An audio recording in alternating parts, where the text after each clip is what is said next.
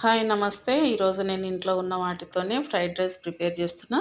ఒక cup rice అయితే వండి పెట్టుకున్నాను. అందులోకి ఒక పావు కప్పు క్యారెట్ ముక్కలు, అలాగే పావు కప్పు బీన్స్ ముక్కలు, కొంచెం క్యాప్సికమ్ ఒకటి, soya sauce, red chilli sauce, green chilli sauce, అలాగే వెనిగర్. ఇంకా స్టవ్ ఆన్ చేసి కడాయి పెట్టేసుకొని ఒక 2 స్పూన్ల ఆయిల్ వేసుకోవాలి. ఇందులోకి 2 వెల్లుల్లిపాయలు సన్నగా కట్ చేసి వేసుకోవాలి. తర్వాత బీన్స్ ముక్కలు, క్యారెట్ ముక్కలు, అలాగే క్యాప్సికమ్ ముక్కలు కూడా వేసుకొని బాగా కలుపుకోవాలి.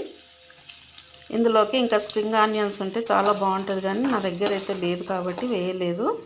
ఇంక వేసిన తర్వాత ఇప్పుడు సోయా సాస్ వేసుకుందాం, అలాగే వెనిగర్, ఇంకా green chilli sauce, red chilli sauce ఇవన్నీ వేసుకున్న తర్వాత ఒకసారి కలుపుకొని అన్నం కూడా వేసుకొని కలిపేసుకుందాం. సరిపడా ఉప్పును వేసుకుందాం. ఉప్పు వేసాక ఒక ప్యాకెట్ మ్యాగీ మసాలా కూడా వేసి మొత్తం కలిపేసుకుందాం. ఫ్రైడ్ రైస్ రెడీ టేస్టీగా.